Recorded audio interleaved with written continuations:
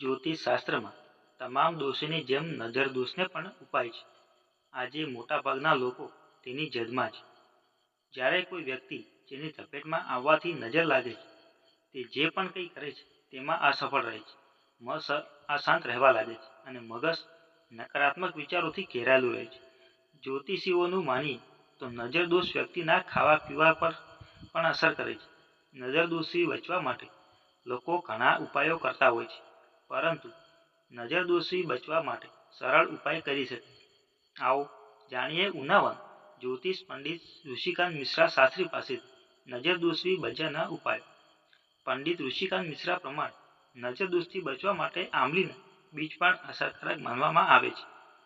તેના માટે 3 આંબલીના બીજ લઈને નજર દોષ લાગેલા વ્યક્તિના માથા પર 7 વખત ઉતારો. ત્યારબાદ આ બીજને બાળી દો.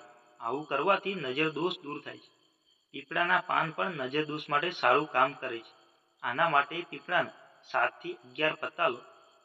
આ પત્તાને એક વાટકીમાં પાણી ભરી અને તે પાણીમાં ચોખા, લાલ મરચું, સરસવ અને લીંબુના 4 ટુકડા કરો. આ રીતે પણ તમે નજર ઉતારી શકો છો. નજર દોષથી બચવા માટે લવિંગ ખૂબ જ અસરકારક માનવામાં આવે છે. જો કોઈ વ્યક્તિને નજર લાગી હોય ત્યારે 5 આખા લવિંગ તે વ્યક્તિના માથા પરથી લઈને પગ સુધી 7 વખત સીધું અને 7 વખત ઊંધું ઉતરવાથી નજર દૂર થાય છે. ત્યારબાદ નજર ઉતારેલા લવિંગને બાળી નાખો.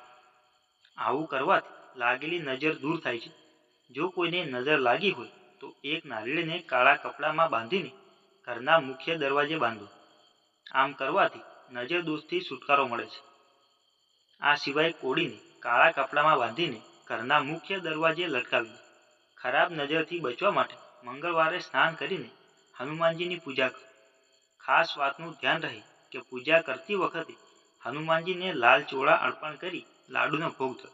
આ ઉપાય 7 મંગળવાર સુધી કરવાથી નજર દોષથી દૂર થાય છે.